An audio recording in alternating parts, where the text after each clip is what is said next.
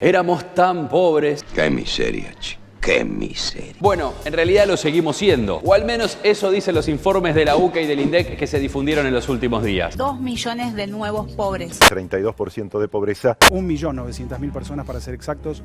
La pobreza nos desvela, por lo menos debería serlo. Todos los políticos alguna vez han dicho que tienen un plan para reducirla. Un índice de pobreza por debajo del 5%.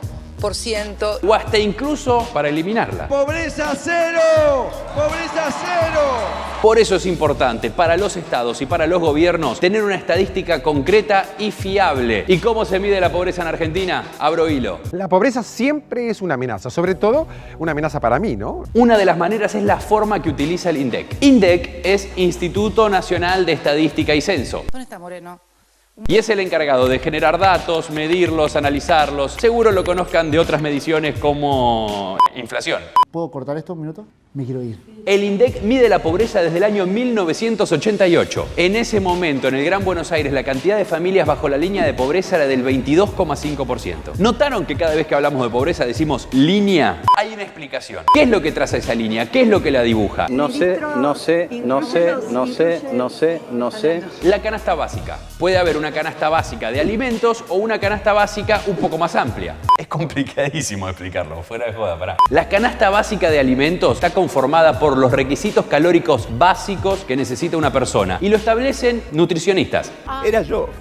Es así. Ahora, claro, esos requisitos de ingesta de calorías varían de acuerdo a la actividad, la edad y hasta incluso el sexo. En Argentina se considera que un varón adulto de entre 30 y 59 años debería ingerir unas 2.700 calorías diarias. Una hamburguesa de McDonald's.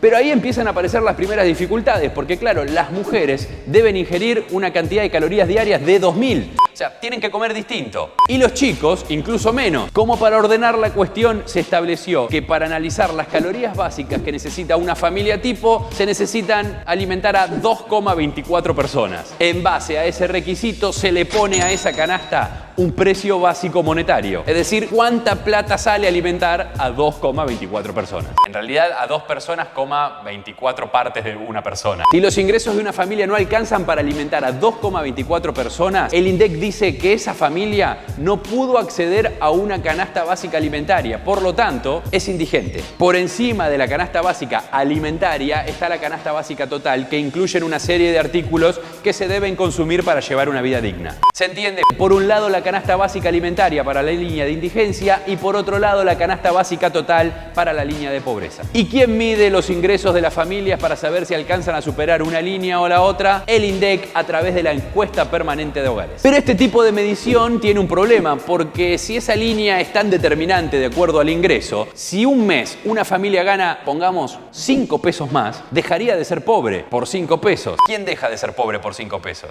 Quiero mis 5 pesos. Allí aparecen los principales críticos de esta manera de medir la pobreza, que dicen que el bienestar es esencialmente multidimensional.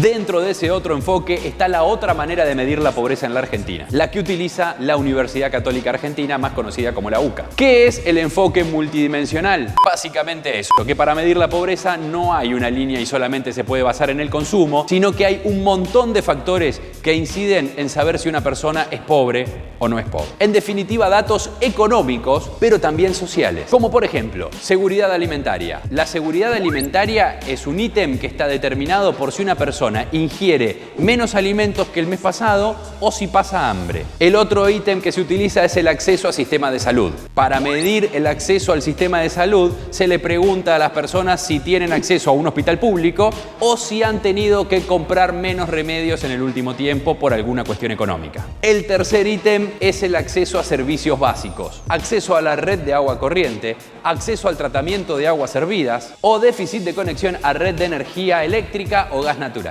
Es decir, si tenés luz, tenés gas y tenés agua. El cuarto ítem es vivienda digna. Para analizar este ítem se tiene en cuenta la calidad de la vivienda, si hay o no hay hacinamiento en esa vivienda y si tiene acceso también a servicios sanitarios. El quinto ítem son los recursos educativos. El acceso a la educación se mide de dos maneras. Si los chicos van al colegio, ahí cualquier cosa le pueden echar la culpa ahora de él. Y la otra es si los adultos terminaron la escuela. El sexto ítem es afiliación al sistema de seguridad social. Parece difícil, pero en definitiva definitiva es si en la familia hay algún ingreso por empleo registrado, asalariado o de cuenta propia, o pensión o jubilación. Y el séptimo ítem y el final son los recursos de información con los que cuenta una familia. Esto es interesante, mide si la familia tiene acceso a una computadora con internet en su casa y mide también la presencia de libros y bibliotecas en el hogar. La tenés adentro, Kindle. Sin embargo, esta medición multidimensional también tiene algunas dificultades para establecer si una persona es pobre o no es pobre. Porque si alguien sufre aunque sea una de esas carencias y es considerado pobre, puede ser exagerado, porque hay un montón de razones por las cuales una persona en su casa, por ejemplo, pueda no tener computadora o acceso a internet. ¡Maldito Fivertel! Y por otro lado, tampoco es necesario llegar a esperar tener todos los requisitos para ser considerado pobre. No, todavía no soy pobre porque cobro la jubilación. ¿Te fijaste cuánto cobra de jubilación? ¿Cuánto cobra un jubilado? Son 9.000 y pico, la mínima son 9.000 y pico. Una buena pregunta que queda por responder es si el INDEC elabora su estadística en base a la encuesta permanente de hogares, ¿cómo la elabora la UCA para realizar su informe multidimensional? Recordemos que la UCA pertenece a la Iglesia y la Iglesia tiene sucursales en todo el país. Todos estos datos demuestran que la historia argentina es una lucha inútil contra la pobreza. La política y la economía salieron perdiendo más allá de alguna pequeña victoria circunstancial. No existen mediciones de pobreza buenas o malas, solo existen mediciones de pobreza útiles o inútiles. Y existen los gobiernos que utilizan esas mediciones y los gobiernos que las ignoran.